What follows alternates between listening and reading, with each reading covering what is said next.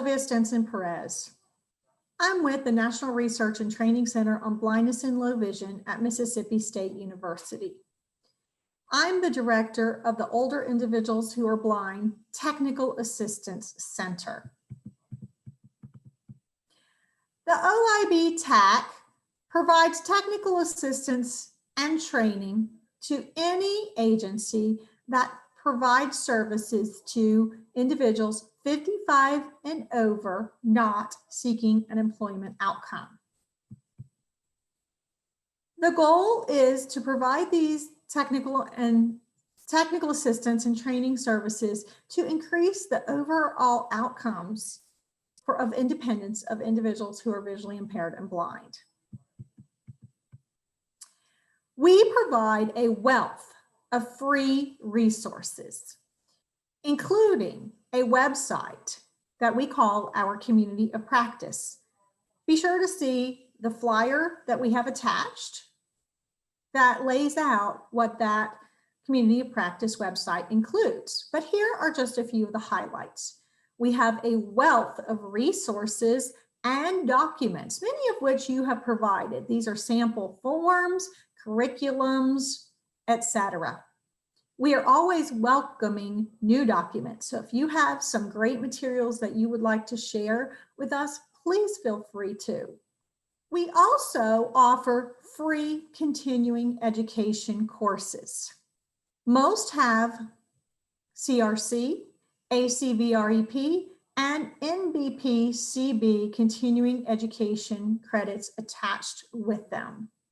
We are always working on new courses, so be sure to check back regularly.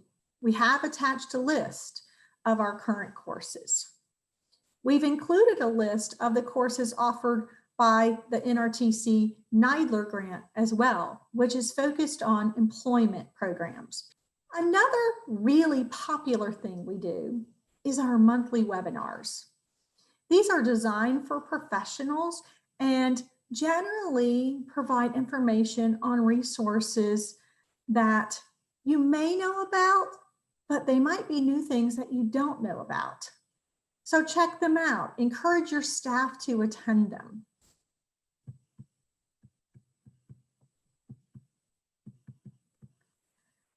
Another thing that we have recently started offering is our annual conference. This year, because we had to go virtual, we opened that up to everyone.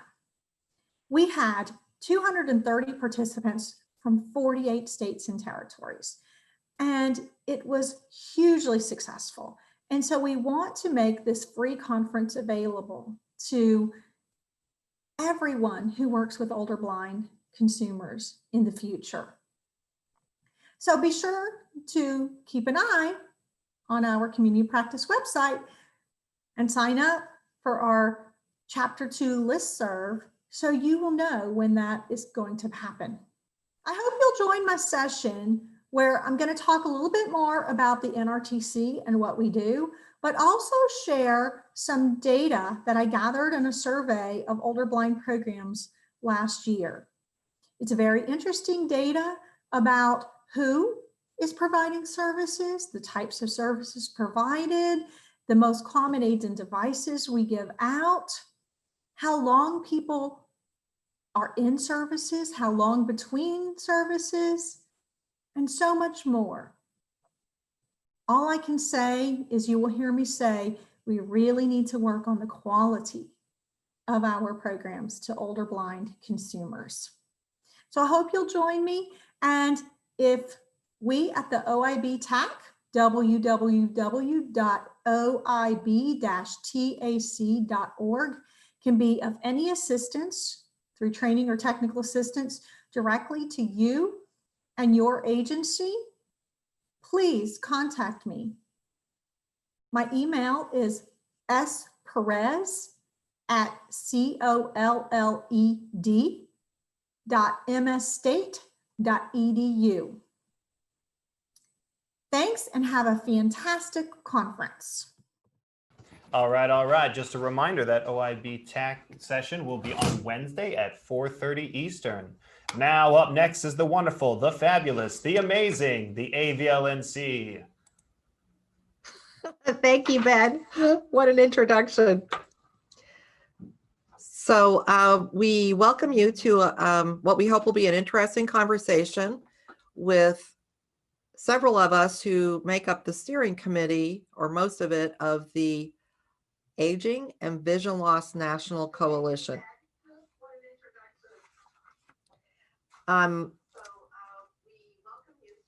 Okay, I am just getting distracted by feedback, so hang on one second. Thanks. We're all in, well, some of us are in one office together. So this session is called Reframing Aging and Vision Loss. And we're going to talk about a 3-year effort we're all working to put together to make an impact on the lives of people, older people who are living with low vision, blindness, and other visual impairments. We're picking up an effort that was begun in this field many decades ago, but has lacked or suffered a little bit from the lack of attention. And all of us are very passionate about this for a number of reasons. First of all, older people living with blindness, low vision, and other visual impairment makes up the largest cohort of people living with vision impairment, far and away the largest cohort, as many as 12 million Americans today. And that is a much larger number than other segments of the population. But in spite of that, there are very minimal resources to be serving this population. And so at best, 5%, and I think that's a very generous suggestion, 5% of people, older people living with vision impairment, are receiving any kind of services that could help them cope and continue to live independent lives. So we formed the VisionServe Alliance with a lot of people who care about this, formed the Aging and Vision Loss National Coalition last year. And we've been working very hard this year to pull together thoughts and a plan and a more coherent strategy forward.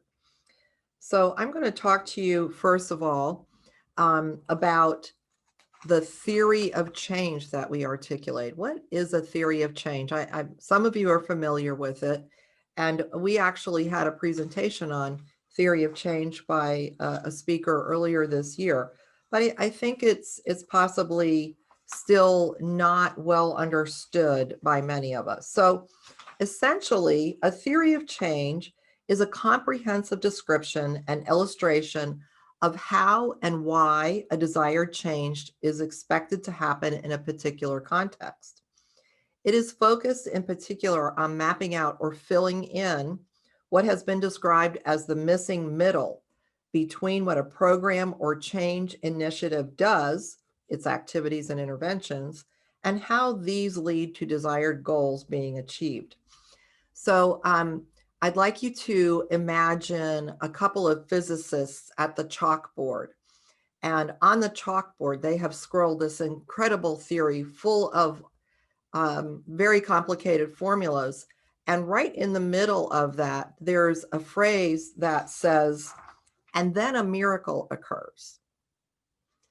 And frequently, that is how we approach our work in the nonprofit field, that we want to change something. We know some things that we think will make a difference, but we haven't necessarily followed it all the way through and created a logic model to be sure that the efforts that we're putting into this are really going to result in the desired change that we want. The other thing that happens is we start to solve a problem before we think about the root causes and ask enough whys. Somebody, one of our presenters this morning talked about Toyota's approach to thinking through problem solving, asking the question why 5 times. Well, theory of change is a lot like that. If we start to build a bridge across an ocean, we would quickly think, that is not going to work. Maybe we should be building a boat instead of a bridge. So theory of change helps us prepare and frame and create a better approach. So I'm going to share with you a visual graphic representation that It won't be accessible on here, so I'll talk through it, but we will share it in the resources along with all the documents we're going to talk about today that you will get at the end of the day. And that form that we share with you is accessible. So let me just share my screen with you and I'll talk through it a little bit.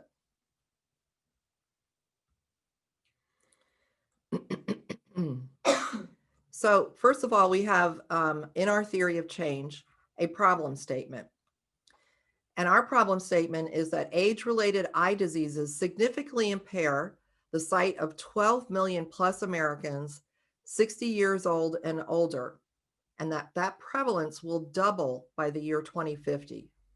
Without intervention, daily functioning, physical and mental health are greatly diminished and cost the economy at least $145 billion a year. And some of the bullet points under that are vision issues are absent from national aging and healthcare policies. Aging and vision loss is misunderstood by most. Inadequate and inequitable programmatic public funding, limited Medicare and Medicaid coverage, and lack of accessible transportation, housing, and information.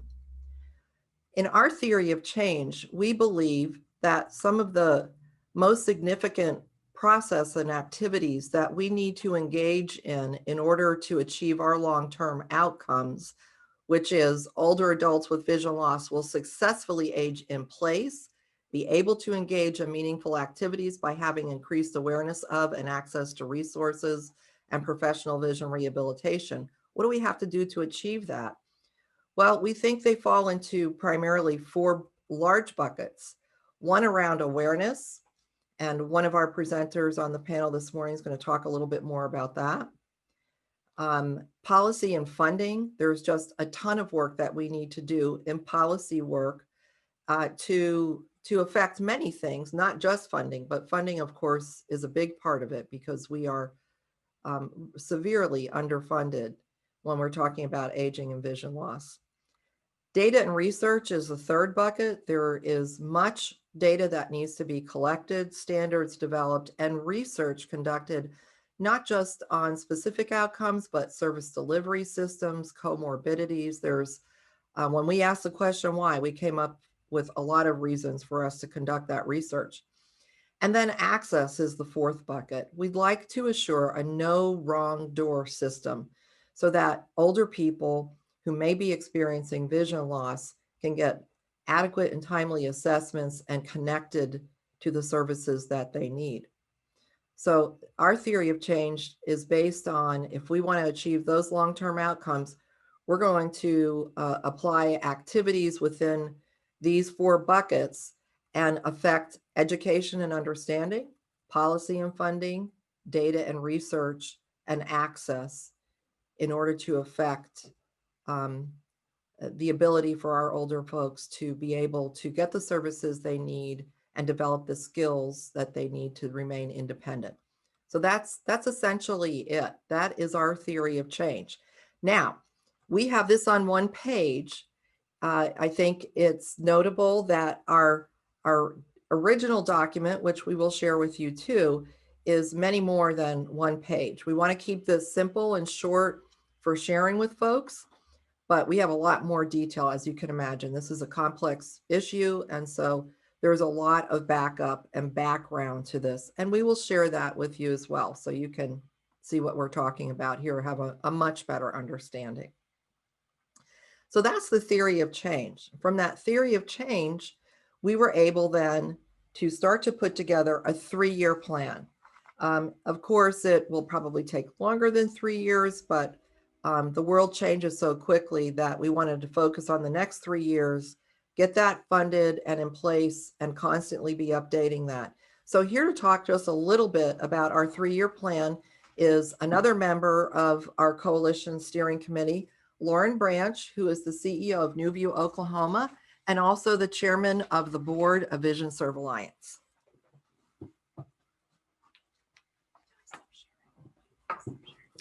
Let me stop sharing. Yeah. Thank you, Lee. I appreciate that. You know, the theory of change has been a huge undertaking. And as you saw on the document, I mean, it covers a lot of areas, but we all know that we can't execute on some of this without a plan around it to be able to do that. And so our group has worked very hard on creating what we believe is a 3-year plan that will enable us to achieve the goals that that Lee outlined. I want to share a little bit of that with you today. As Lee mentioned, these documents are going to be available at the end of the day today, and so I hope you'll take the opportunity to look at them. I do want to share with you the purpose of our 3-year plan, and that is aligned with the theory of change, and it is to ensure that all older people with vision loss receive high quality, comprehensive, specialized vision rehabilitation, including low vision services, by focusing on healthcare, aging, and vision rehabilitation communities, focused on the unique challenges of the combined experience of vision loss and aging, the impact of that combined event on the socioeconomic life of our nation, and the need to work together to advance research, policy, and funding that maximizes the positive contributions of older people with vision loss. And so our plan is pretty aggressive, but at the end of 3 years, what we would like to see happen is that we would like to see that our Aging and Vision Loss National Coalition will have strategic alliances with national partners and policy champions who agree to include aging and vision loss in federal legislation and policy documents, which addresses a lot of the policy issues that we've been talking about. Unfortunately, vision loss has not been a priority in public policy around aging individuals, and it is our intent to get it there. We want our eye care professionals to recognize that vision rehabilitation is a part of the continuum of care, and we want to make sure that appropriate referrals are being made. We all know that for our aging population, that many times entry into the system is through healthcare providers. And in many instances, organizations like ours are not connected to the healthcare providers, and thus those providers many times don't even know that we exist as a resource, nor do the people that we're trying to serve and trying to reach realize that we're here as a resource as well. We want to ensure that federal funding for older people with blindness and low vision will be increased, and not just increased by a little bit. It is our goal that at a minimum, the OIB funding will be increased tenfold, and regular cost of living increases thereafter will have been enacted. And we also want to make sure that other funding at state and local levels will be available and utilized by community-based vision rehabilitation providers. It's important for us to recognize too that one of the challenges that we've had in terms of getting visibility within our field is the fact that we haven't had consistent outcome measurements and data. Lee spoke a little bit about the importance of data collection.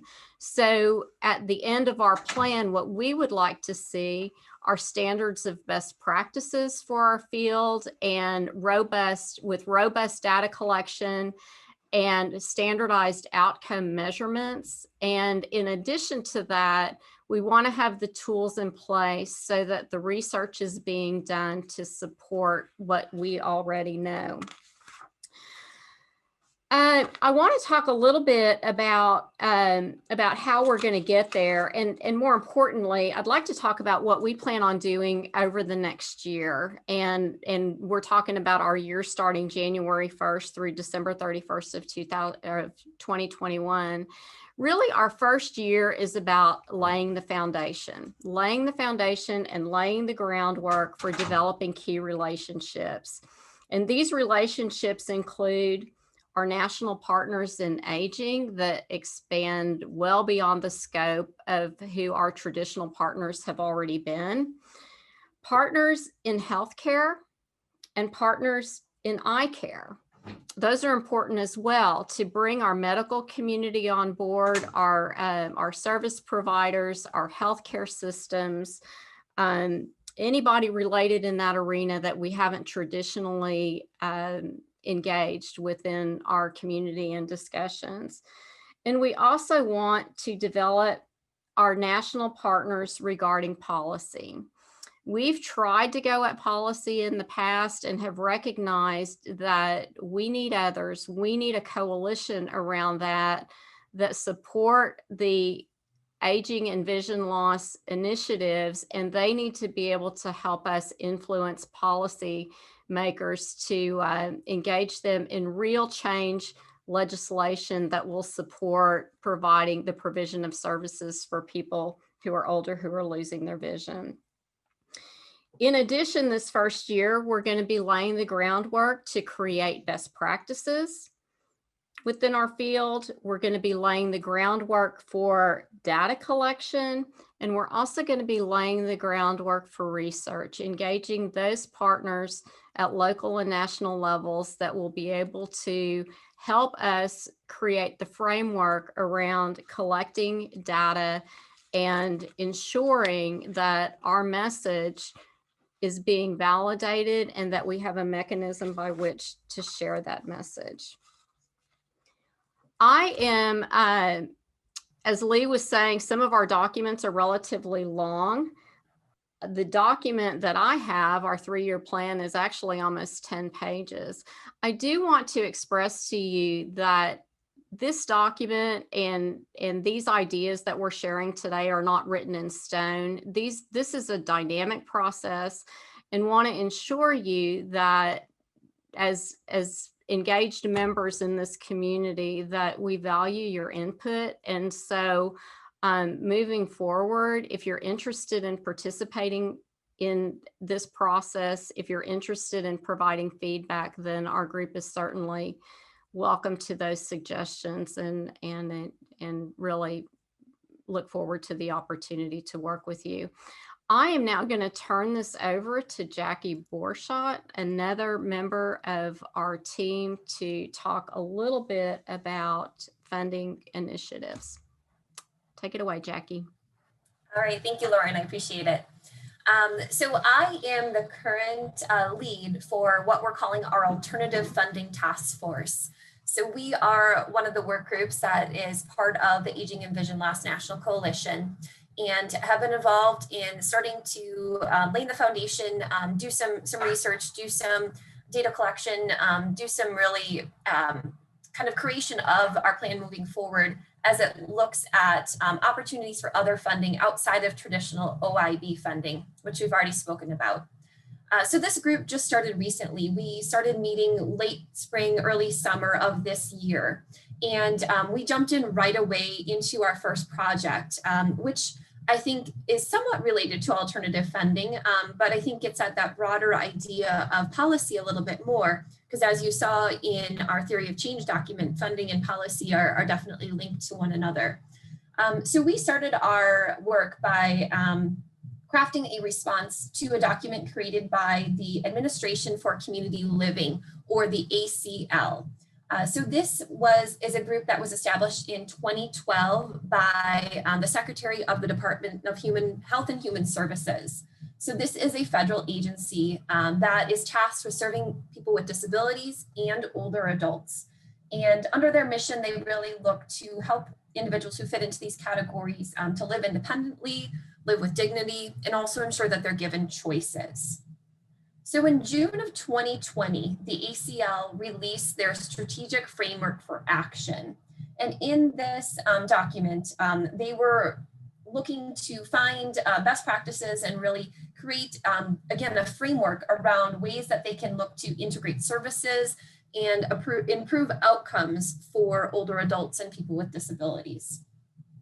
As it's been alluded to by both Lee and Lauren, one of the huge challenges is that unfortunately, vision loss is not really being called out and recognized in some of these national policy documents or other initiatives. So we took this opportunity to ensure that we could provide feedback about the importance of ensuring that the needs of older adults with vision loss were being addressed as part of this framework. So they provided an open opportunity in order to respond back to the framework and to respond to a series of questions. And as a group, we determined that we wanted to respond to two different areas. One of them around opportunities for collaboration and another one around best practices. So both of the documents that we submitted in response to the ACL will be available as part of the other documents that are being discussed today. So I'm just going to talk through a couple main highlights of some of the information that we provided. So we split our task force into two smaller task forces that tackled each of these areas. So one of the groups looked to address the question around collaboration, and there were kind of four main areas that they responded to. The first was around opportunities for collaboration as it relates to assistive technology. Assistive technology was actually referenced several times within the ACL document, but was never linked to the impact that assistive technology could have for older adults with vision loss. We discussed transportation and opportunities for collaborative solutions to transportation challenges. We talked about the need for expanded insurance coverage and where, again, there may be collaborative opportunities to address that issue. And then again, as Lauren referenced, the need for this outcomes-based research in order to show the efficacy of the services that are being provided and how there can be collaborations that can help to assist in that collection of those outcomes-based data. The other question that we responded to was in regards to best practices.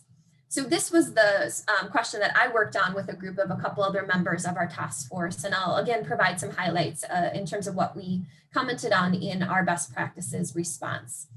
As has been indicated in the theory of change document, we really wanted to make sure that we were highlighting the increased prevalence of vision loss in older adults, not only where those numbers stand right now, but the projections for the ongoing increase in those numbers in the future, and how that really highlights that this is a critically important issue and is affecting more and more of our older adults as well.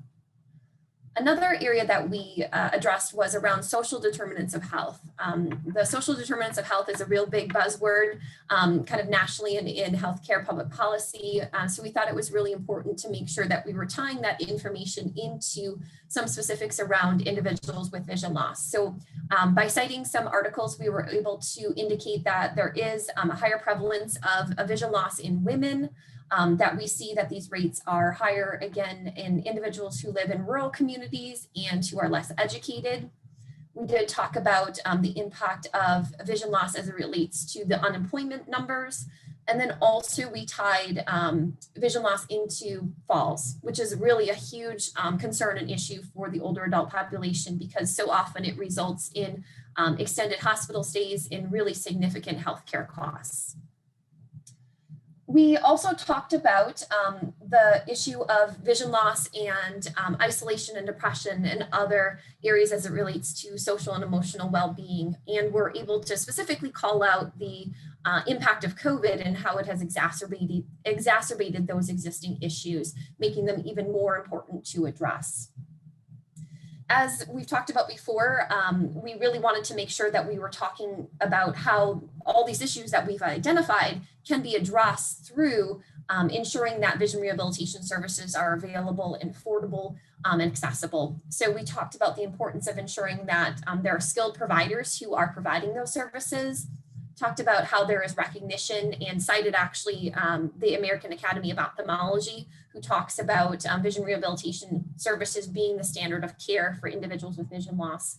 And we are also able to reference the work done by the OIB TAC and how we really are looking to set those best practices in terms of how services to older adults with vision loss should be provided. As was mentioned in the collaboration section, we also talked about assistive technology, because this really is such a key part of helping people to have those good outcomes through the vision rehabilitation process.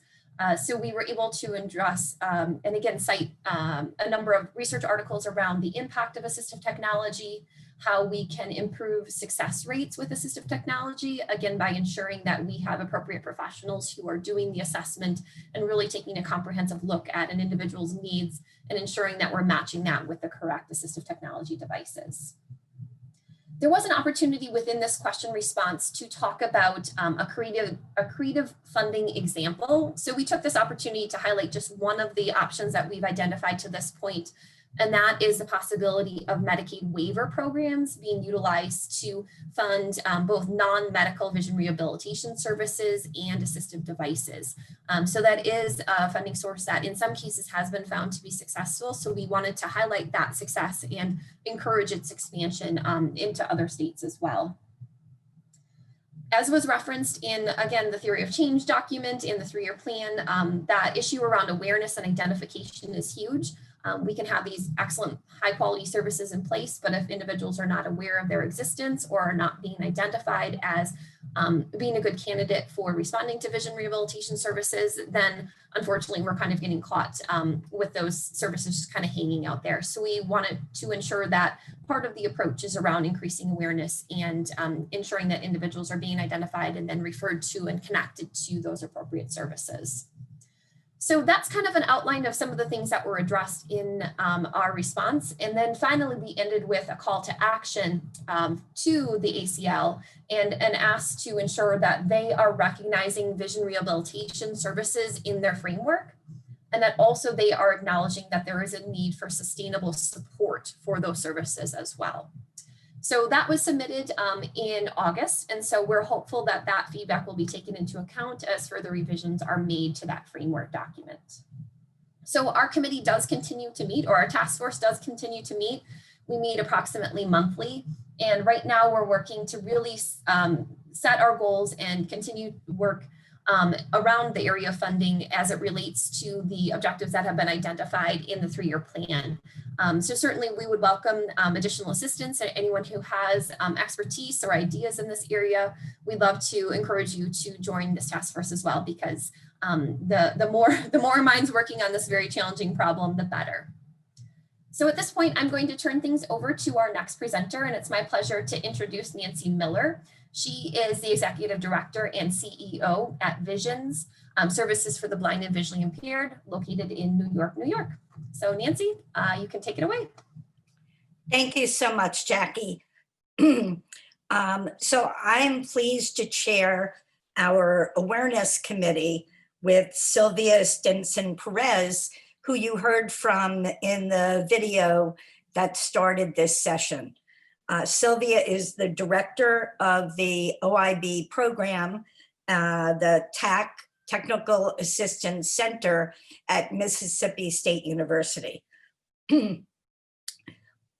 When we realized that less than 5% of people that could benefit from vision rehabilitation ever receive it, what we know is that many people aren't aware that these services exist.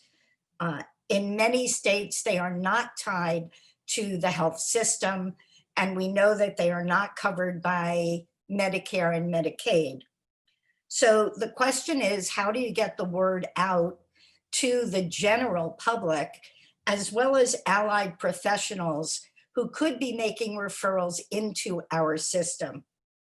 And we thought one of the ways that we could impact the awareness was, number one, developing a toolkit or some advertising materials that could be shared, that organizations like the state vocational rehabilitation agencies and the private nonprofit vision rehab agencies and other partners could use as a way of getting the word out that vision rehabilitation services do exist, and that older individuals who are blind or visually impaired are eligible for those services.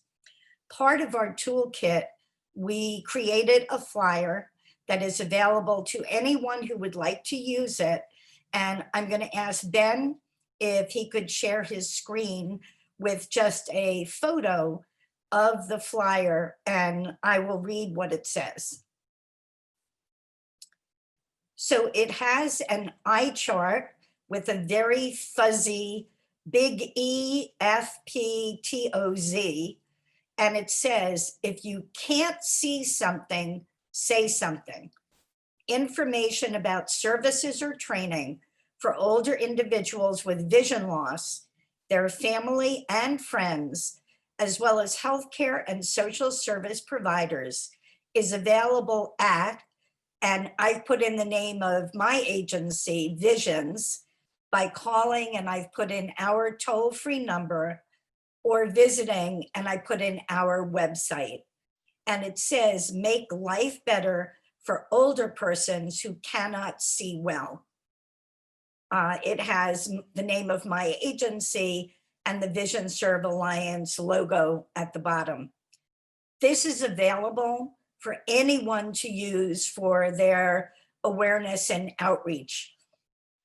But we went one step further because we realized that, especially during COVID-19 and the pandemic, we aren't going to as many outreach events in person as we had been doing before the pandemic. And print material is only usable in certain situations. So we created another document, which is actually narrated and also has a musical background.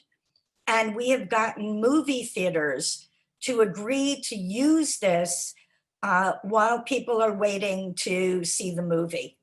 And I'm going to ask Ben to share the screen of the video. You know that eye chart? I can't really see it.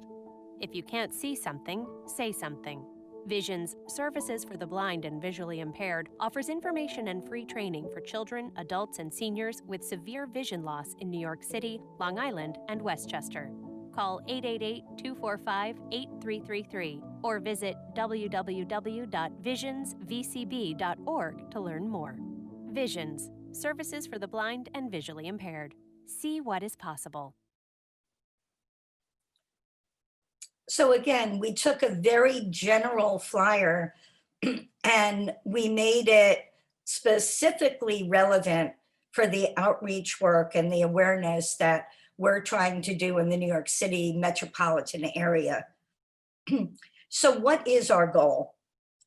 Our hope is, by developing toolkits, videos, flyers that are available for any of you to use and to make specific for your organization or your outreach attempt, that after this work is done, people will understand that normal aging does not lead to vision loss. Vision loss is a result of eye disease, that people should be aware of the most common eye diseases, that vision loss is a chronic health condition. It's pervasive and has a significant impact on older adults, their families, and communities. We want vision loss recognized by the Health and Human Services Department and by the CDC as a chronic health condition that's included in the Chronic Care Act, and vision-specific issues and solutions are included specifically in the Older Americas Act. We want vision rehabilitation to be seen as the process for treatment and education that helps older individuals who are blind or have low vision to attain their maximum function, well-being, personally satisfying levels of independence, and optimum quality of life. And we want to have the quality standards of care in medicine, allied health, and aging network professionals who routinely seek to identify and connect older people experiencing vision loss to the vision rehabilitation services. Our goal, by giving more exposure to this issue, that we will have more people who will inquire about, ask about, and get referred to vision rehabilitation. We're very pleased that our partner MSU, the OIB TAC, has actually taken this awareness campaign one step further and will helping us through a public relations firm to get the word out about vision rehabilitation being available in all 50 states and territories, and help the general public understand how to access the services. We are looking for members of the committee. If your passion is access and outreach, please join us by contacting Sylvia Stimson Perez or myself. And I am now going to pass it on to John Cruz, who I have known for over 30 years, who has been in the field for over 40 years. And I remember first meeting John through the work that he was doing in Michigan on how very small gains, small steps that older people with vision loss could take could make a dramatic impact on their quality of life. So I am happy to turn you over to John Cruz. Thank you. It's just a pleasure to be with you guys today. You know, this topic is dear to me. Well, let me tell you this. I was going through the list today of all the participants, and I'm glad to see so many people who are attracted to this, and so there's a lot of old friends who are on there, and so it's great to see that.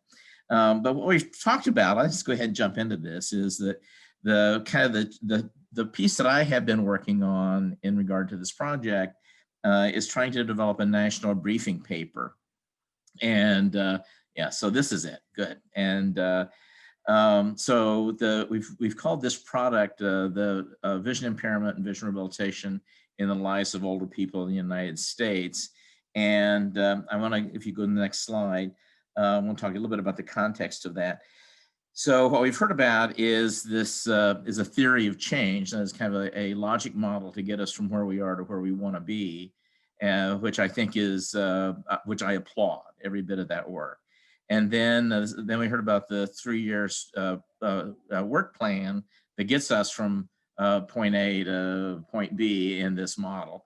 And I think the third leg of this major strategic effort, third leg of this stool, is to have a national briefing paper that describes the characteristics, circumstances, and needs of older people with vision impairment. So as we go to the next slide, so that was our context. And the purpose of this paper is to create a document to support policy and advocacy initiatives. So we want to have something that we can put into the hands of advocates. And I think the important piece of that, because we all do this already, I mean, there's nothing new in this, but we often don't have kind of consistent talking points. So when we talk about the number of people with vision impairment, we each hear a different number, and we quote that number. And so it may weaken us if we're using different numbers. So what I was trying to do in this document was to create consistent talking points. That is a consistent argument that we can use to advocate for increased services, and so we're not confusing others with a mixed message. And the other piece of this then is to supplement, not to replace, strategies to bring awareness to our various constituent groups. So I see this as a supplementary kind of an argument paper. So if you go to the next slide, please. So there are kind of three messages, I think, that we're trying to get at in this paper. One has to do with the magnitude of the need, and that is that we all know the population of older people with vision impairment is large. We don't know how large, but it's large. It's getting larger, and that population is not evenly distributed across the United States for some of the reasons that Jackie was mentioning: rural issues, poverty, race, ethnicity, that sort of thing. So it creates an uneven distribution, and that's kind of an important part of our argument, I think. And then the other piece of this, which we all know, is that vision impairment and aging is really complex because vision impairment is occurring in the context of other age-related changes, and trying to understand those and identify or validate what we've already experienced, I think is important. So we know that older people with vision impairment are more likely to have chronic conditions. They're more likely to report poor health and poor health-related quality of life. And there's a central kind of, don't overstate it, but older people with vision impairment are at high risk for depression, cognitive decline, and premature morbidity. So we already know those things. And the third key message in this paper is around vision rehabilitation, and it's in that it in fact works, that it has the potential to improve the independence and quality of life of people with vision impairment. So that's what we wanted to do in this paper. And then if we go to the next slide, I'll give you a little bit of detail about that. So, so this is the content of the paper. This is what the document looks like, and it's been downloaded. You can, it's electronic format, so it can be improved. But anyway, so the population of older people with vision impairment is large. I think for our point of view, for our advocacy works, it's just real easy for us to get on the ropes when we're talking about differing population estimates. In fact, there are people who make a living talking about this issue, and I think I'm one of them. And so there's a lot of things that drive these different numbers. And in an effort to help clarify some of that, I'm doing a little primer that I promised to Lee that would just talk about how these various population estimates occur, so that you can kind of better argue why we're talking about those different estimates. So, but the number that we kind of selected for this report is a study that was done by Rohit Varma in 2015. And his numbers are pretty good, and I think, and certainly convincing, and they're well established in terms of how he created those estimates. So in 2015, Varma estimated there were 750,000 people in this country over the age of 60 who are blind, 2.91 with vision impairment, and 8.2 million people over the age of 40 who have vision impairment due to uncorrected refractive error. And then earlier, I think Jackie mentioned that, or Lee mentioned that we expect that population to double between now and 2050. And so in Varma's estimate, there'd be 1.7 million people who are blind, 6.6 million with vision impairment, and 16 million with refractive error. So the population is big. It is getting bigger, and that's one of the messages that we want to have in this paper. Then we go to the second, or the next slide. What we know is, and we know more now, is that the population is not evenly distributed. So I think one of the things that I want to share with you that you may not know is that the efforts to track data is becoming more and more granular. So the census is part of this survey is the American Community Survey, and it provides county level estimates. And there is a question in that survey, I won't go into detail, but it asks, are you blind or do you have serious difficulty seeing? Which for our purposes is a pretty good question.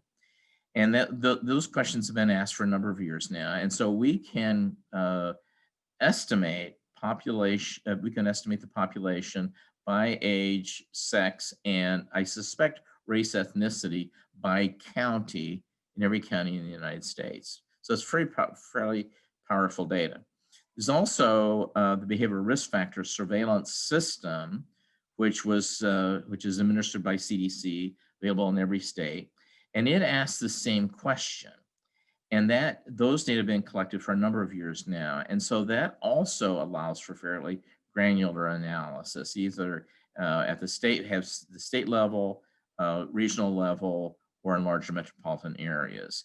And as that data increase, we can move toward more county level data. So there is the possibility to be making the case for the differences in the population at the county level. And I'll give you an example. We just created a study that kind of looks like this one for the state of Georgia. The title of it is called 1 in 12, because 1 person in 12 over the age of 55 is visually impaired in Georgia. And we were able to estimate county level data, prevalence data for the state of Georgia. Be happy to share that with you. But then we go to the next slide.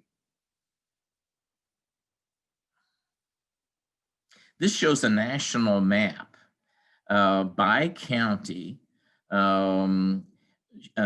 indicating the prevalence by quartile, I guess, of vision impairment by quintile, I'm sorry, in the United States. So what you can begin to see, one is that the counties differ in size, so, but there are patterns where vision impairment is dramatically higher. So the darker the color, the higher the prevalence of vision impairment.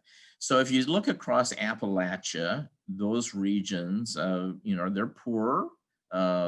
Some are more remote.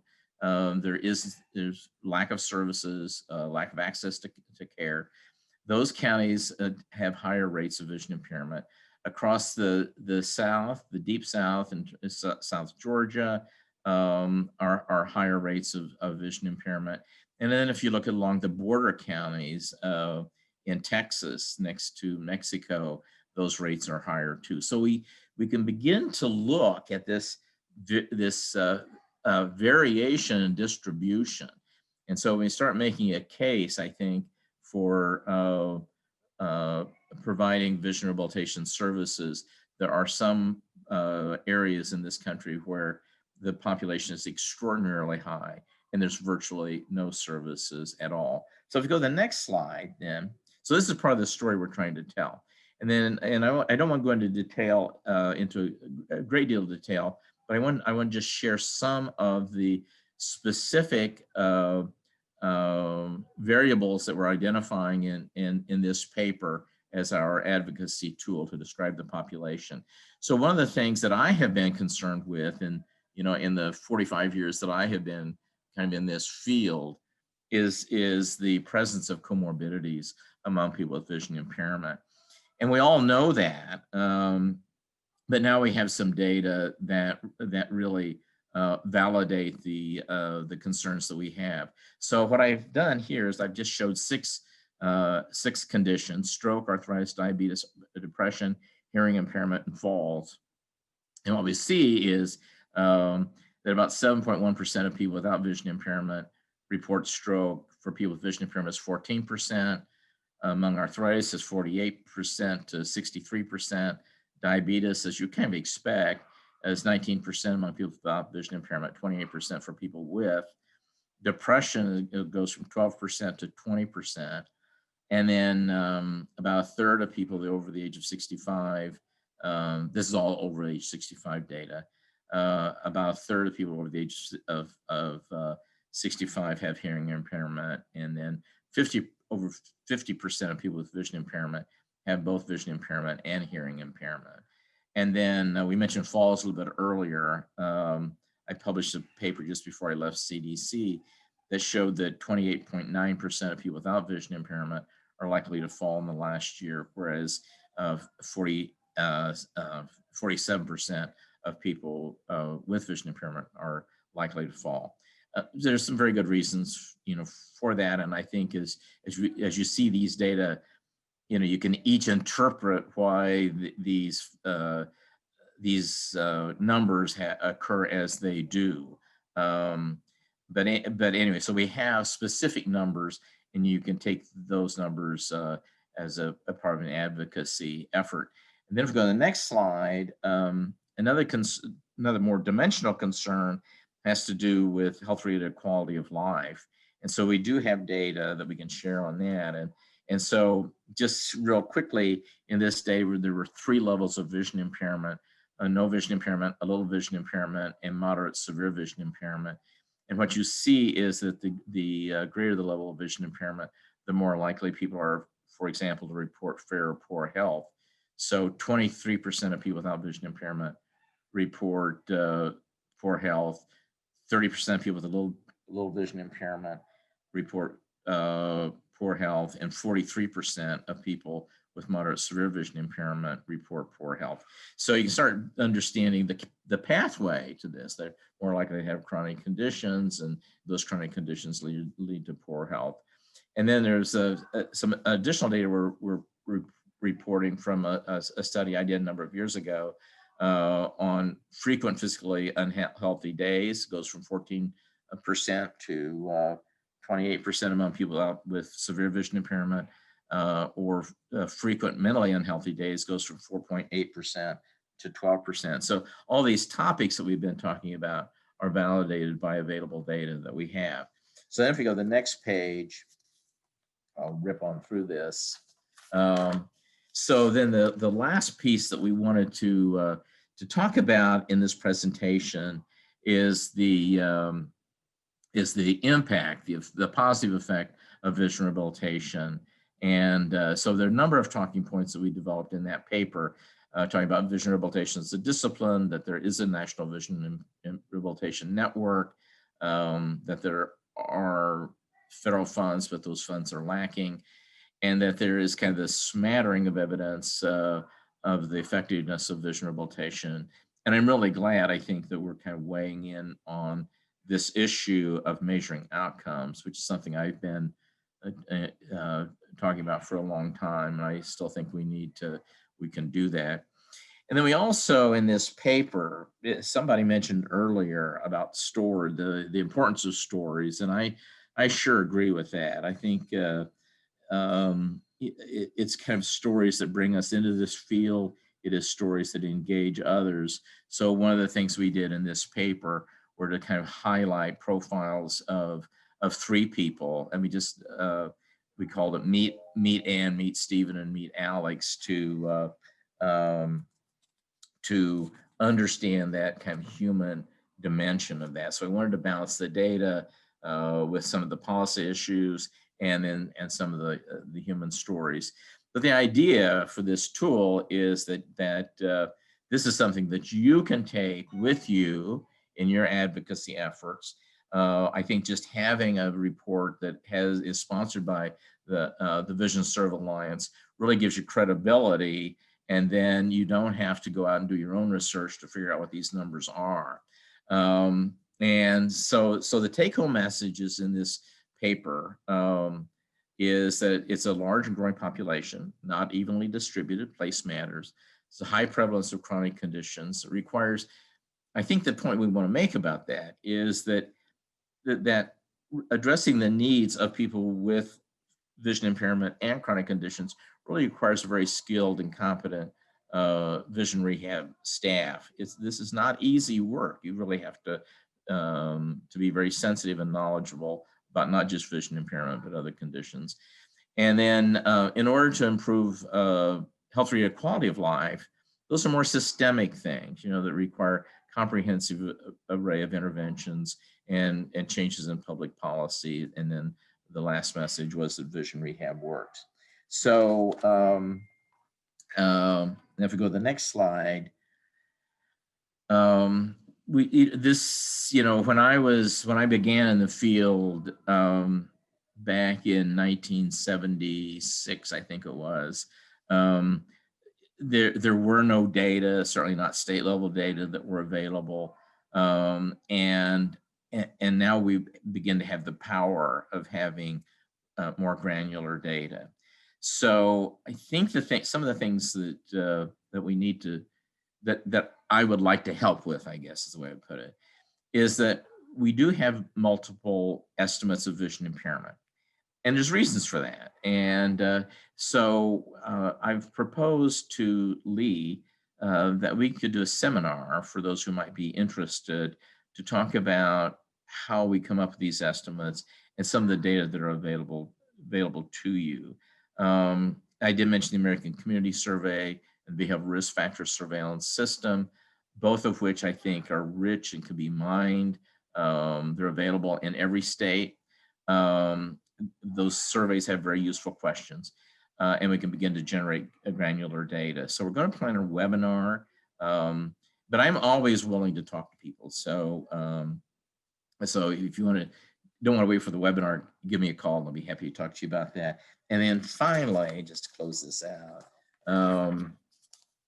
I think this this paper creates, could we have the next slide, creates for us a consistent set of talking points to influence policy and practice. It's now available on the VisionServe website. You can download that. Also, you'll note for this session that there are supporting documents as well. So some of the research papers that have been published in scientific journals, and so you can get those without having to pay a fee to get them. This document, the core document, can be amended as we gain experience. So really eager to get feedback from people to see how it works for you and how it might be amended. And then finally, I just want to thank you as an audience for participating in this session and tuning in, and also thank my my colleagues who helped move this project along. Certainly they made very valuable contributions at each stage.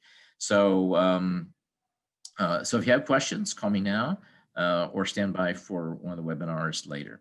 So that's it. Thank you guys very much. I appreciate it. Thank you very much, John. That was awesome. So I want to give you a few pieces of information, and then we do have time for a few questions. I've already had several of them posed in the chat.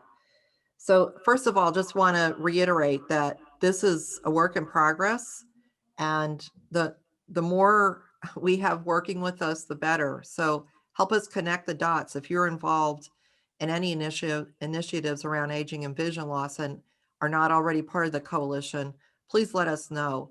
Please consider joining one of our task forces. We are going to post all of the documents that we referred to in this session.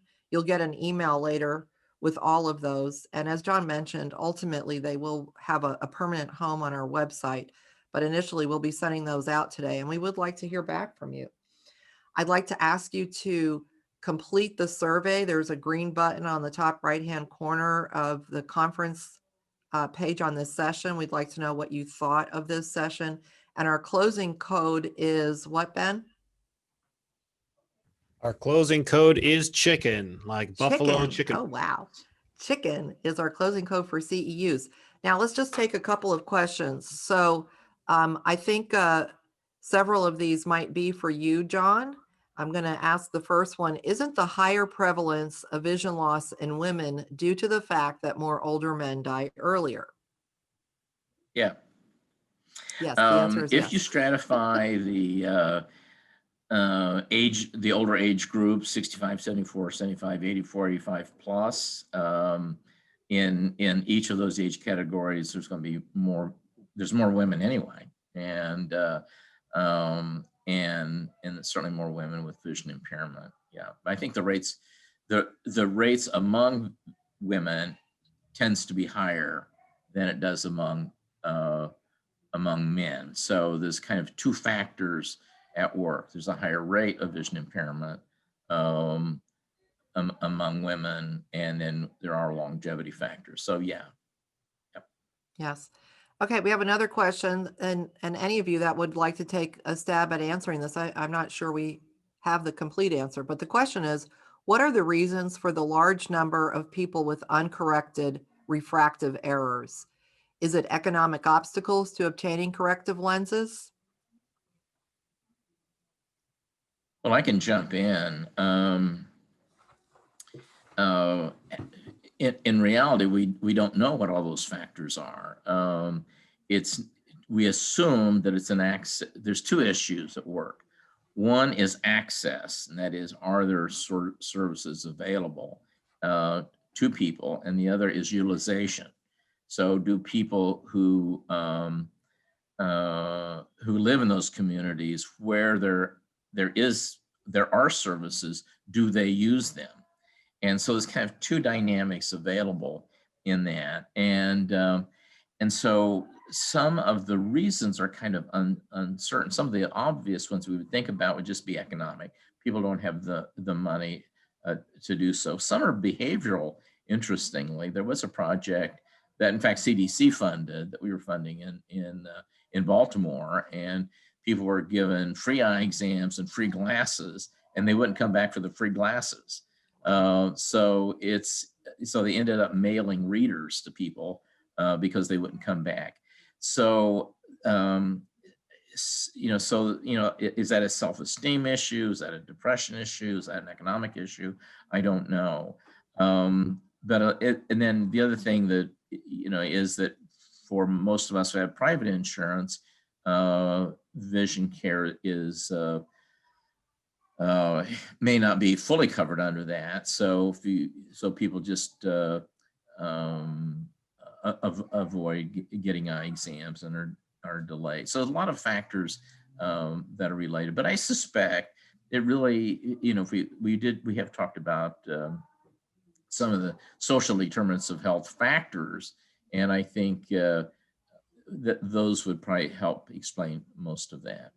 So if you think about the map that I just showed, if you think about where those darkest areas were in this country, there's probably no eye care provider who's even there. So if you want to get your eyes examined, you're going to have to go to another county. And if you don't have a car and you don't have the money to fork out for an eye exam, people are dissuaded from getting it. So we really have to understand all of those access and utilization issues. And I don't think it is well understood. We understand part of it. And then the other thing, if you look for specialty care is, you think about optometrists and ophthalmologists, they want to be in the metropolitan area. There's because of the quality of life that metropolitan areas offer. And so incentivizing young professionals to set up a practice in a rural area is kind of hard to do. And so you can kind of go at this in a number of different ways to solve it. But it's a kind of a thorny issue, and I'm glad the person asked the question, because I think it's an important one. Yeah, we have a lot more questions to answer too. We're out of time today. I want to encourage you to stay connected with us. You can, if you can't figure out how to reach the rest of the panel or coalition members, you can always contact me directly at VisionServe Alliance, and we'll get you involved. I want you to stay tuned. Over the next year, we are going to have many opportunities for these kinds of conversations at length, and we hope some of them we'll be able to conduct in person, right, John? Bet. So thank you all very much.